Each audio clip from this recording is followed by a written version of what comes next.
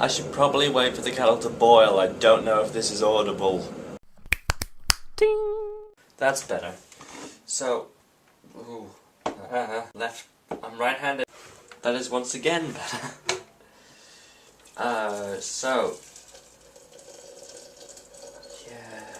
Yes, the ritual.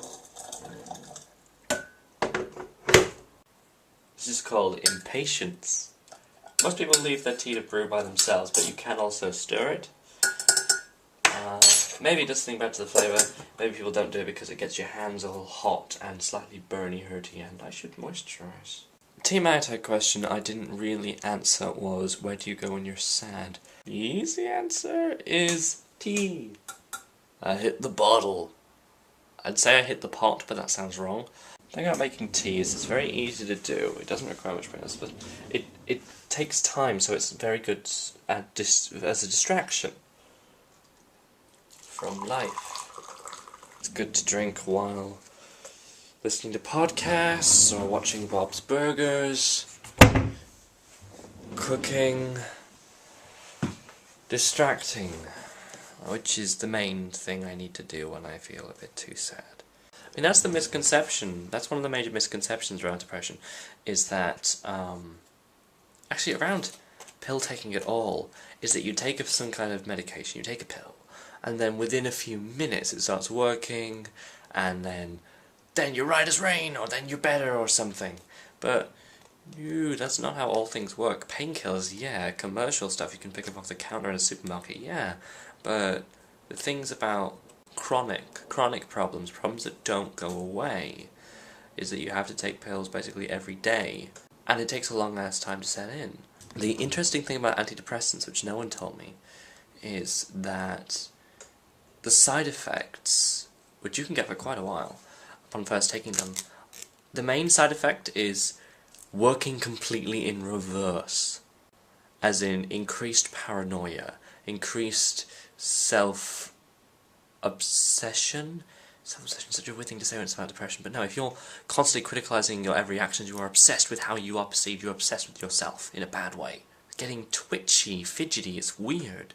It actually makes the condition so much worse before it makes it better. It takes 3 weeks to a month for the major side effects to lower, but it takes 3 months for your system to fully incorporate something like citalopram. And even then, how much effect is it really having? Are you better than you were when it was giving you bad effects? Or are you better than you were before you took it at all? It can be really hard to tell with these things. It takes a long, long time to drag yourself out of that. And the short answer of what I was trying to say there is that when I get sad, I'm very aware there's no instant cure-all. I'm at a better point than I am normally, even if I'm sad now. I mean, I'm up here thanks to diet, exercise, medication, and keeping a careful watch on my life in general.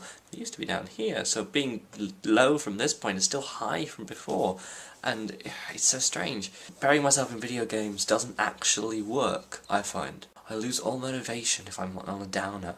I can't play Skyrim despite how incredibly engrossing it is, and it's such a damn shame. I would like to have a hobby I can do that would distract me completely from my internal issues, but all of them involve a lot of output from me. I'm a doing person thing. Films. I really have to go out of my way to watch a film because I want to be doing something at the same time. If I'm watching a film here on my own flat, then I'm also going to be eating, or I'm going to be coding, or I'm going to be doing something. Film at the cinema, that is pretty much the only way I can get out of my head. But even then, I'm thinking about what I would say in a review. I'm in my head pretty much all the time. And so when my head is a sad place, it's kinda dark and difficult. So, here's what I recommend for when you're on a downer. 1. Distance. Get the hell out of wherever it is, and whatever you're doing. Maybe even change clothes. Just completely distance yourself from the situation at hand. It worked for Elsa because it's a very good idea. You realise that there's a lot more in the world than your tiny little bedroom. There's more going on with more people that you can see on the street than there are in your little family that you may have drawn too much focus to. There's more stuff going on than that Tumblr argument on your computer if you get away from your computer. Step 2, remotivate is also a good thing. You can try to pump yourself up with a shower, or with some exercise, cycling, something action-packed, something that gets you just going. A really good one though, because cycling can be quite a decisive thing to do, is to listen to very upbeat music. In fact, if you get sad regularly, I know it's sad, a terrible thing, but you may want to delete saddening music from your phone or listening device. Just take it off, hide it or something.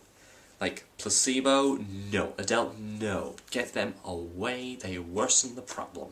Lady Gaga, Janelle Monáe, pretty pumpin' good. Thing number 3, which is a weird one, but if you just can't get out of your rut, if you are so in darkness that you can't even imagine any light going on, it sucks. It's a bad place to be in. And it's a weird method that I've used, but it works for me, is to engross yourself in somebody else's problem. This is a terrible thing to do. Never do it with a real person. Never. Because then you will get depressed on their behalf, and then you'll want to try and help fix them, which is weird and rude, and you shouldn't. People have tried doing it before, and it's effing weird if it's evident that they've got problems too that they're trying to deal with, but they're trying to avoid their problems by dealing with yours. Deal with a fictional person's problems. Video game if you can video game. Not all of us can, as I said, I find it difficult. But webcomics are great for this. Read an angsty webcomic. Read a comic where you see someone else's different issues, and eventually it'll drag down into that dark place, and then you'll feel like you're in the same area, so that when they bring themselves back out, you can kind of follow them, and you kind of feel lifted by this character. It's weird, but it definitely has helped me. Reading Corey Michel's Prince of Cats, or Tab Kimpton's Chaos Comics, both helpful, emotionally difficult things. I know that the question of the TMI tag probably just wanted to answer like chocolate or something simple and easy, but when I get sad, I get really sad, so I figured it may make more sense to... It could only make sense to elaborate